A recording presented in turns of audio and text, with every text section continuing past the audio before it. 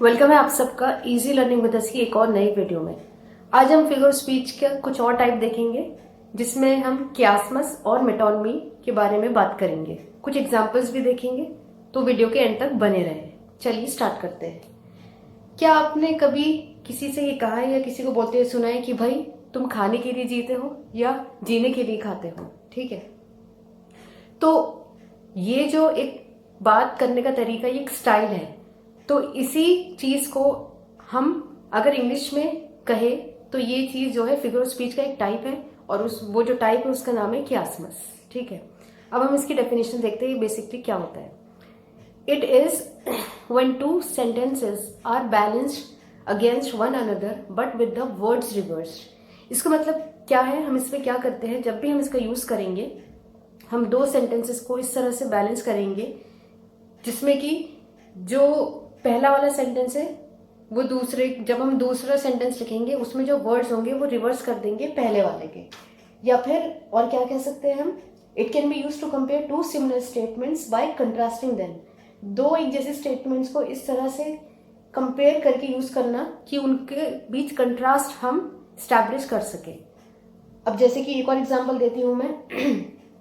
We forget what we want to remember and we remember what we want to forget। अगर हम इसको common language से बोले तो कैसे कहेंगे कि हम वो भूल जाते हैं जो हम याद करना चाहते हैं, और हम वो याद रखते हैं जो हम भूलना चाहते हैं। तो इस तरह से जब इस स्टाइल से हम किसी से बात करते हैं या कोई लिखते हैं कुछ, तो ये जो कैटेगरी आपकी फिगर ऑफ स्पीच के कियास्मस के टाइप में आती है। अब कुछ एग्जाम्पल्स देखते हैं। Work to live and do not live to work. यहां पर हमने जो दो सेंटेंसेस उनको एंड कंजक्शन से जोड़ा है, जैसे कि आप देख ही रहे हैं। पहले में हमने क्या कहा है कि वर्क टू लिव, क्या मतलब है इसका कि जीने के लिए काम करो लेकिन काम करने के लिए मत जियो। And do not live to work, तो यहाँ पर जो दो सेंटेंसेस है वहां पर हमने कंट्रास्ट बिठाया है और हमने एक आइडिया एक्सप्रेस किया है। ठीक है, और यहाँ पर जो पहला सेंटेंस है और जो दूसरा सेंटेंस है उसमें पहले वाले सेंटेंस के दूसरे में वर्ड्स को हमने रिवर्स कर दिया, जैसे कि आप देख सकते हैं। नेक्स्ट है आपका I meant what I said and I said what I meant. तो सिर्फ यहाँ पे वर्ड्स का रिवर्सल हुआ है और हमने अपना जो बात कहनी है, जो आइडिया एक्सप्रेस करना है, वो हमने एक्सप्रेस कर दिया। तो जब भी आपको इस तरह से दो सेंटेंसेस दिखेंगे जहाँ पे वर्ड्स का रिवर्सल होगा, तो वहां पर जो फिगर ऑफ स्पीच का टाइप होगा वो कौन सा होगा, कियास्मस। अब जो नेक्स्ट फिगर ऑफ स्पीच है वो है आपकी मेटोनमी। मेटोनमी क्या होती है, जैसा कि मैंने यहाँ डेफिनेशन में लिखा है, it is a form of figurative language in which a word is replaced by something very close to the original meaning. इसे हम ऐसे भी समझ सकते हैं कि जब हम किसी वर्ड को रिप्लेस करें उस वर्ड से जो कि उसके ओरिजिनल मीनिंग से कुछ कुछ पास हो, मिलता जुलता हो, तो उस पर्टिकुलर जगह पर जो फिगर ऑफ स्पीच का टाइप होगा वो होगा मेटोनमी। अब इसके एग्जाम्पल देखते हैं। जैसे कि फर्स्ट एग्जाम्पल मैंने लिखा है, I met him at the reception when he took me for a spin.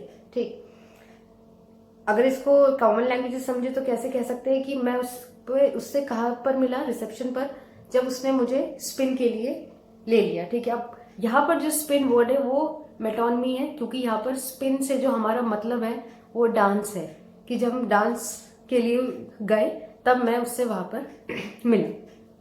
तो यहाँ पर जो वर्ड स्पिन यूज हुआ है वो डांस के कॉन्टेक्स्ट में हुआ है। तो इस पर्टिकुलर सेंटेंस में जो फिगर ऑफ स्पीच का टाइप हुआ वो हुआ मेटोनमी। और नेक्स्ट सेंटेंस है इसी कैटेगरी में, Jack's new ride was expensive. अब सुनने में क्या लग रहा है कि राइड की कोई राइड पर गया है, लेकिन यहाँ पर जो राइड है वो एक मेटोनमी है, और किस कॉन्टेक्स्ट में यूज हुआ है, कार के कॉन्टेक्स्ट में, कि जो जैक की नई कार थी वो एक्सपेंसिव थी। ठीक है, तो यहाँ पर हमने रिप्लेस करा है वर्ड को, स्पिन को, डांस को रिप्लेस किया स्पिन से, और यहाँ पर राइड को, कार को राइड से। तो जब भी हम इस तरह से वर्ड्स को रिप्लेस करते हैं, जब उस वर्ड से जो उस के मतलब से ओरिजिनल मीनिंग के कुछ कुछ करीब हो, क्लोज हो, तो उस पर्टिकुलर जगह पर फिगर ऑफ स्पीच आपकी मेटोनमी होगी। और ये भी बात करने का स्टाइल है, तरीका है। तो आई होप कि जो आज मैंने आपको फिगर ऑफ स्पीच के टाइप बताया वो आपको समझ आए होंगे, समझ आ गए हैं तो जल्दी से वीडियो को लाइक करें, जितना ज़्यादा हो सके वीडियो को शेयर करें और मेरे चैनल इजी लर्निंग विद को सब्सक्राइब करना बिल्कुल भी मत भूलें। Thank you so much.